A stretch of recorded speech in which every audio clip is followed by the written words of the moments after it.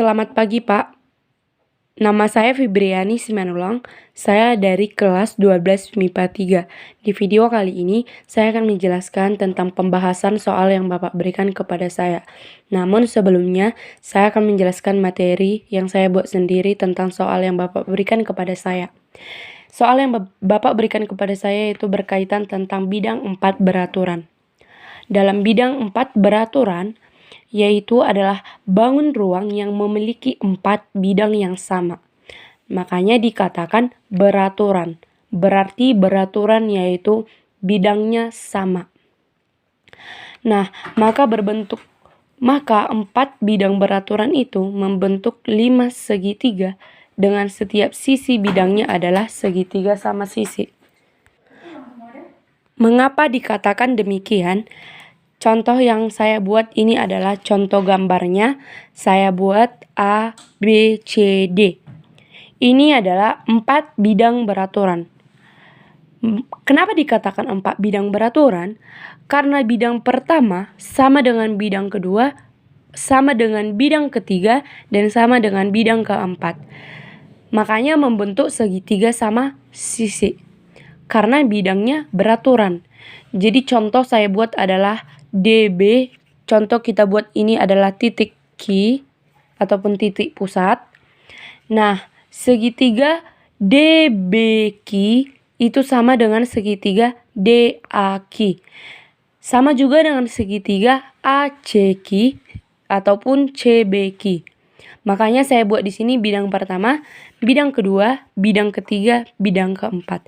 Inilah contoh bidang 4 beraturan. Semua bidang sama sisi dikarenakan 4 bidang beraturan.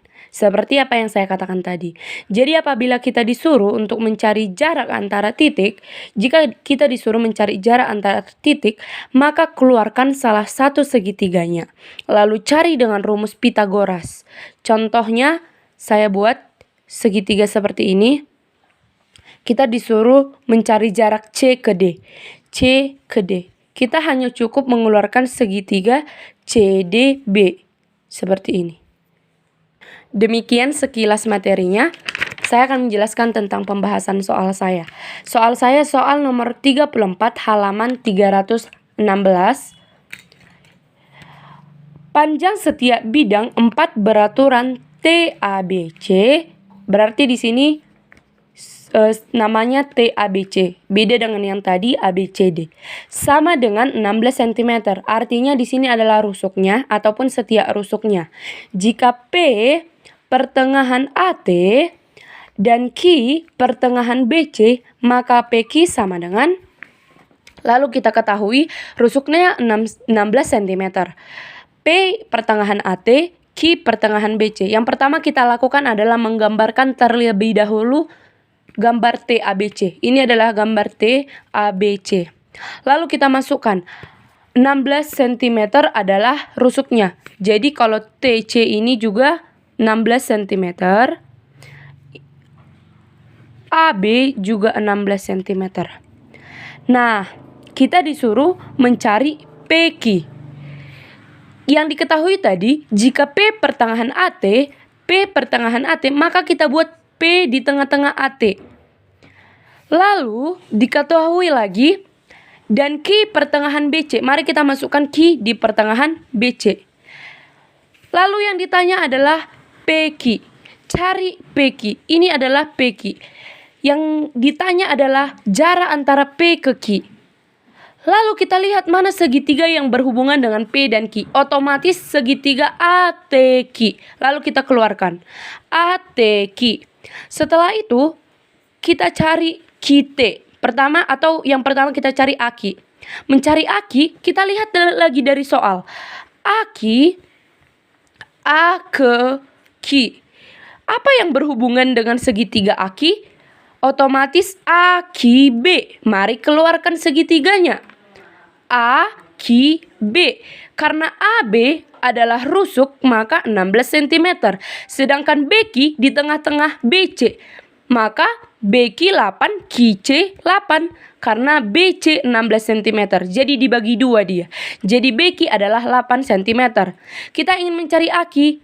Kita cari dengan rumus Pythagoras. Aki kuadrat sama dengan AB kuadrat kurang BQ kuadrat. Aki kuadrat sama dengan 16. AB itu kan 16. 16 kuadrat. BQ kan 8. 8 kuadrat. Nah, kita ingin mencari Aki, bukan Aki kuadrat. Maka Aki kuadratnya buat jadi akar. Aki sama dengan akar 16 kuadrat kurang 8 kuadrat. Aki sama dengan akar dari 16 yaitu akar dari 16 kuadrat yaitu 256. Dikurang akar dari 8 kuadrat. Kuadrat dari 8 kuadrat itu adalah 8 kali 8, 64. Aki berarti 256 kurang 64, 192. Aki, nah 192 akan kita sederhanakan. Jadi 192 ini kan 64 kali 3. 64 itu bisa keluar akarnya jadi 8. Karena 64 adalah 8 kali 8. Jadi keluar jadi 8 akar 3. Dapatlah kita akinya adalah 8 akar 3. Sekarang kita ingin mencari, ini saya sudah tulis. Sekarang kita ingin mencari QT. Sama. Jadi kita lihat lagi dari soal QT. Mana yang berhubungan dengan segitiga QT? Otomatis QTB yang lebih cepat. QTB. Ini. QTB. Lalu kita pindahkan ke sini. QTB. Biar lebih cepat. Kita cari lagi dengan rumus Pitagoras. Kita ingin mencari QT. QT kuadrat sama dengan TB kuadrat kurang BQ kuadrat. QT kuadrat sama dengan, nah, TB itu 16. 16 kuadrat kurang BQ 8 kuadrat. Kita ingin mencari QT. Kita buat kuadrat menjadi akar. QT sama dengan akar 16 kuadrat kurang 8 kuadrat. QT sama dengan 16 kuadrat 256. 8 kuadrat 64. Berarti QT sama dengan akar 256 kurang 64.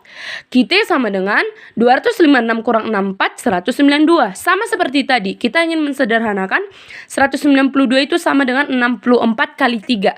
64 kita keluarkan jadi 8. QT sama dengan 8 akar 3. Oke, tadi Aki, QT sudah sama. Mereka sama-sama dapat 8 akar 3. Tapi tidak seterusnya itu sama. Jadi, sekarang kita ingin mencari PQ. Nah, kita bisa mencari PQ dari PQT, bisa. Tapi kita bisa juga mencari dari PQA, bisa. Sekarang saya ingin mencarinya dari PQA. Kita keluarkan setengahnya PQA, karena kita ingin mencari PQ. Nah, PAQ tadi 8 akar 3. Sedangkan AP 8 cm. Kenapa AP 8 cm? Mari kita lihat dari sini. AP, kenapa dia 8 cm?